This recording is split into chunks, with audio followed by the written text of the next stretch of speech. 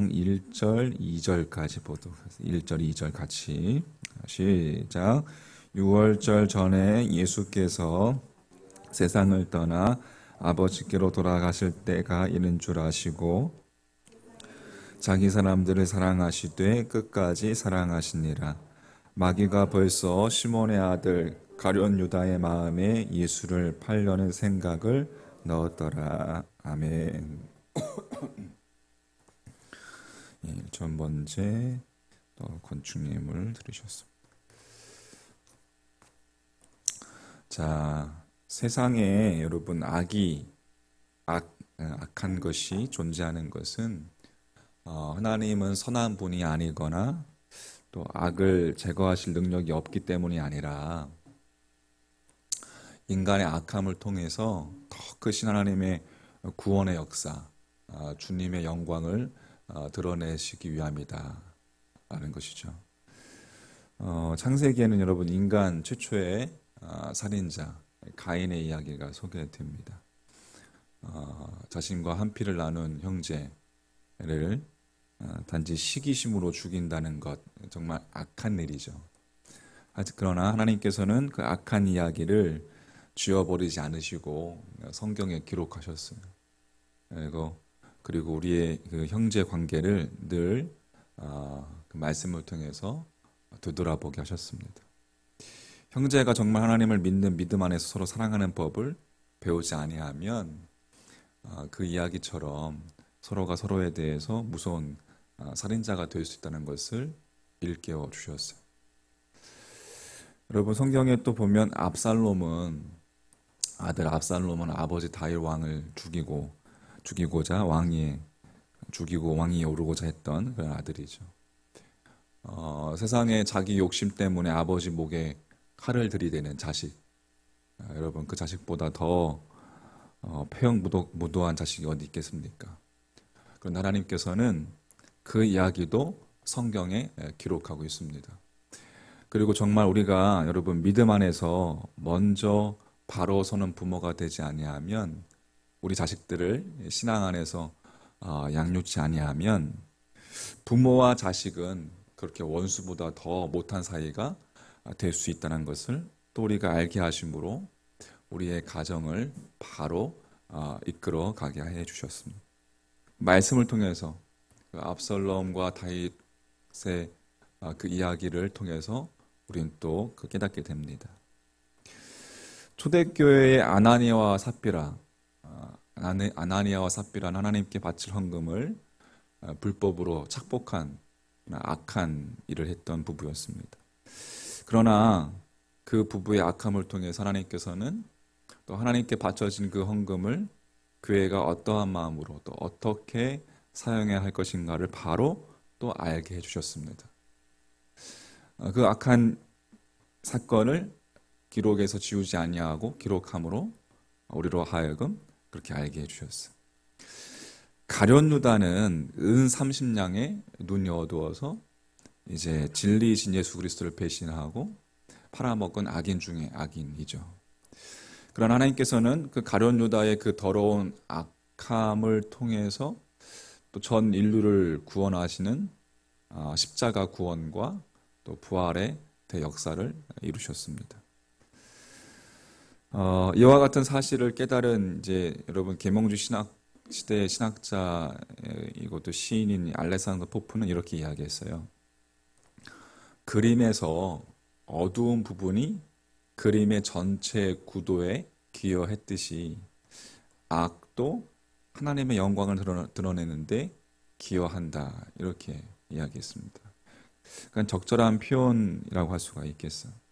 근데 그것은 단지 이 포프 한 사람만의 의견이 아니라 기독교 역사를 보면 어거스트라든지 칼뱅이라든지 이 전능하신 하나님의 절대 주권을 믿는 자들은 다 그와 똑같은 생각을 갖고 있었습니다. 그러니까 이들은 모두 하나님의 구원이라는 그 큰 틀, 하나님의 구속이라는 그 그림의 전체 구도를 보고 있었던 것입니다. 인간의 악함을 통해 도리어 구원이라는 전체 그림의 구도를 이루시는 하나님. 그렇기 때문에 하나님은 전능하신 하나님이시다.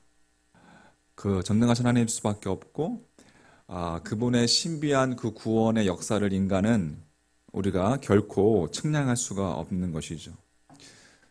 그렇다고 해서 여러분 이 말이 우리가 악인이 되어도 좋다는 말은 결코 아닙니다. 그렇다고 해서 내가 우리 삶 가운데 저지른 악한 죄를 이렇게 할 수는 없습니다. 그게 좋다는 말은 아니에요. 인간의 악함마저 도구로 사용하셔서 인간을 구원코자 하시는, 우리가 합리화시킬 수 없는 거죠. 하지만 그것을 도구로 사용해서 인간을 구원코자 하시는 하나님께서 궁극적으로 하나님께서 원하시는 것은 인간의 선이지 악이 아니기 때문에 그렇습니다. 그래서 합리화시킬 수는 없어요. 따라서 우리는 우리 자신도 모르게 여러분 악한 자가 되지 않도록 늘 주의하고 깨어 있어야 합니다. 자, 오늘 13장 요한복음 13장 1절 2절 말씀 읽었어요. 우리가 새벽에는 요한복음을 묵상하고 또 수요 저녁 예배 때는 이제 로마서를 강의하고 있습니다. 오늘 거기 2절 말씀에 보면 마귀가 벌써 시몬의 아들 누구의 마음에? 가룟 유다의 마음에 예수를 팔려는 생각을 넣었더니 라고 되어 있어요. 그러니까 문자적으로 보면 마귀가 가룟 유다의 마음속에 예수를 팔려는 생각을 넣었기 때문에 가룟 유다가 은 30냥에 예수를 팔아 넘겼다는 의미가 됩니다. 문자적으로 보면. 근데 이 말을 뒤집어 보면 만약에 마귀가 가룟 유다의 마음에 예수를 팔 생각을 넣지 않았으면 그럼 가룟 유다는 예수님을 팔아먹는 악인이 되지 않았을 것이라는 뜻이 될 수도 있는 것이죠. 가룟 유다에게는 아무런 책임도 없고 모든 것이 마귀의 책임이에요. 마귀가 그 악한 생각을 집어넣었기 때문에 그렇게 귀결될 수 있습니다. 근데 이것은 바른 해석이 아닙니다. 마귀가 가룟 유다의 마음속에 예수를 팔려는 생각을 넣었기 때문에 유다가 예수를 판 것이 아니라 유다의 마음에 이미 가룟 유다의 마음에 이미 예수를 팔려는 그 마음, 마귀의 생각을 담기에 적합한 그릇이 되어 있었기 때문에 그런 거예요. 마귀가 그런 생각을 주입할 수 있었도록 그 가룟 유다의 마음 밭이 그렇게 돼 있었던 것이죠. 그래서 여러분, 가룟 유다가 예수를 판 것은 마귀의 책임이 아니라 철저하게 가룟 유다의 가룟 유다의 잘못이고 책임이라는 것입니다. 여러분, 그렇다면 그 가룟 유다의 마음이 도대체 어떠했길래 마귀가 그렇게 좌지우지할 수 있었을까? 바꿔 말해서 마귀가 좋아하는 마음이라는 것은 도대체 어떠한 마음일까? 여러분, 우리는 인간의 모습으로 이 땅에 오신 예수님을 마귀가 어떻게 유혹했는지 그 예수님의 모습을 한번 보면서 그 해답을 얻을 수 있을 거예요. 예수님께서는 여러분 공생을 시작하기 전에 광야에서 40일 동안 이제 마시지도 먹지도 않으시면서 이렇게 시험을 받았죠. 마귀의 시험을 받았어요. 그때 마귀가 예수님을 유혹합니다. 제일 먼저 어떻게 했어요? 돌들에게 명하여 뭐가 되게 하라? 떡덩이가 되게 해라. 그러니까 줄인 배를 채우기 위해서 하나님의 법칙이나 질서를 무시하고 수단과 방법을 가리지 말라는 것이죠. 즉 마귀가 좋아하는 마음은 그와 같이 자기 중심적인 마음이라는 거예요. 오직 자기 배, 오직 자기 주머니, 오직 자기만을 생각하는 자의 마음에 사단은 뿌리를 내린다는 것이죠. 가룟 유다의 마음에 자기 주머니를 채우고자 하는 마음이 있었죠. 여러분, 주님께서는 사람이 떡으로만 살 것이 아니요 하나님의 입으로 나오는 모든 말씀으로 살 것이다 라고 말씀하시면서 그 첫 번째 유혹을 거절하셨습니다. 이 말씀을 통해서 우리가 사단이 결코 뿌리 내릴 수 없는 마음이라는 것은 뭐야? 그러면 하나님의 말씀을 중심으로 살아가는 마음, 그 마음에는 사단이 뿌리를 내릴 수 없다. 할렐루야. 다음에는 마귀가 예수님께 성전 꼭대기에 가서 뛰어내려라, 그렇게 유혹했어요. 예수님께서 어떻게 했어요? 주 너희 하나님을 시험치 말라. 마귀가 선호하는 마음은 뭐예요? 헛된 명예, 또 허세를 쫓아다니는 마음. 그게 마귀가 좋아하는 마음이죠. 근데 마귀가 범접할 수 없는 마음은 뭐예요, 그러면? 오직 바른 신앙을 추구하는 마음은 마귀가 범접할 수 없는 마음이죠. 마지막으로 예수님께서 마귀가 또 예수님께 어떻게 했어요? 마귀가 자기에게 경배하기만 하면 온 이 천하 만물을 보여주면서 이것을 다 주겠다라고 유혹했습니다. 그러나 예수님께서는 어떻게 했어요? 또 주 너희 하나님께 경배하고 다만 그를 섬기라 라고 말씀으로 또 물리치셨죠. 그러니까 사단이 그처럼 자기 도구로 즐겨 사용하는 마음은 뭐예요? 세상의 것들을 우상으로 섬겨서 그것을 삶의 목적으로 삼는 마음. 마귀가 결코 그런 마음, 그 마음 가운데 마귀가 들어가서 뿌리를 내릴 수 있다는 것이죠.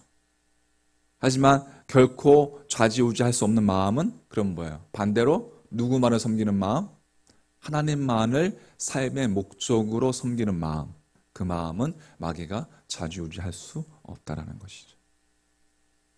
자, 가룟 유다가 어떻게 인생을 마감했는지 여러분 아시죠? 스스로 목매어서 죽었습니다.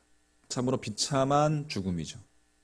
그가 팔았던 예수 그리스도는 이 땅에서의 삶을 부활로 마무리하셨습니다.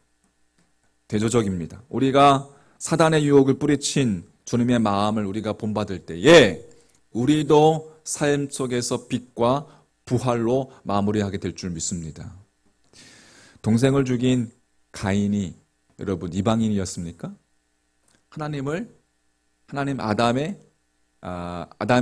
장남이었습니다.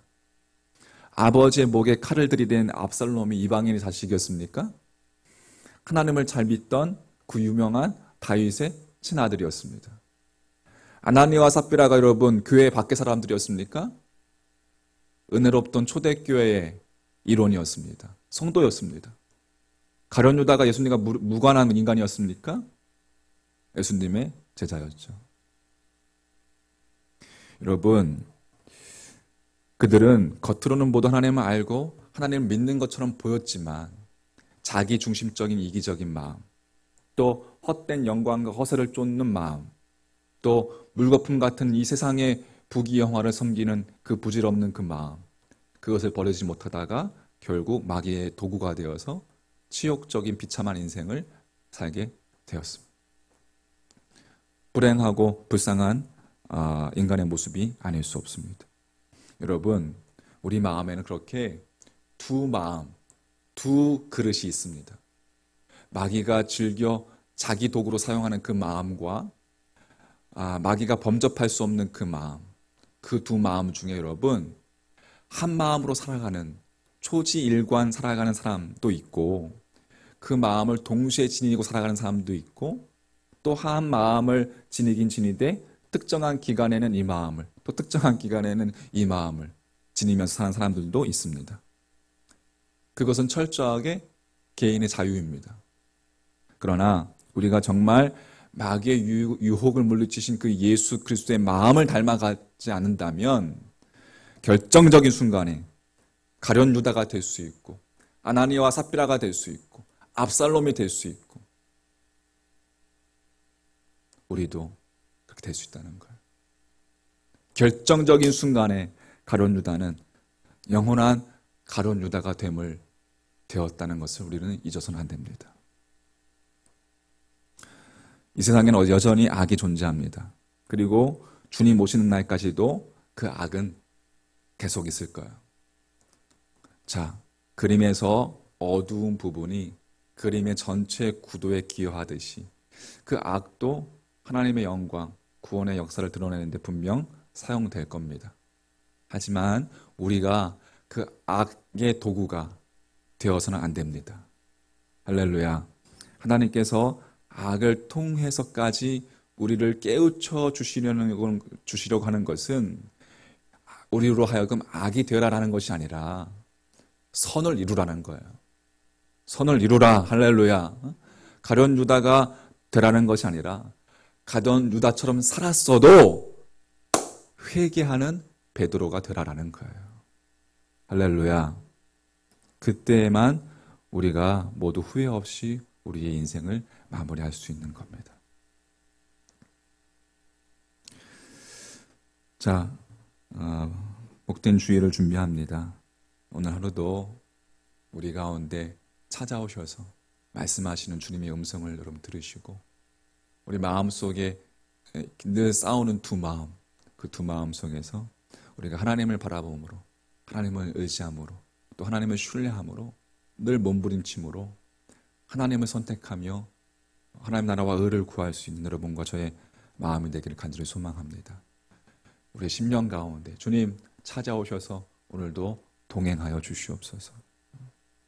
그렇게 승리하는 복된 하루가 되시기를 주님의 이름으로 간절히 축원합니다. 아멘.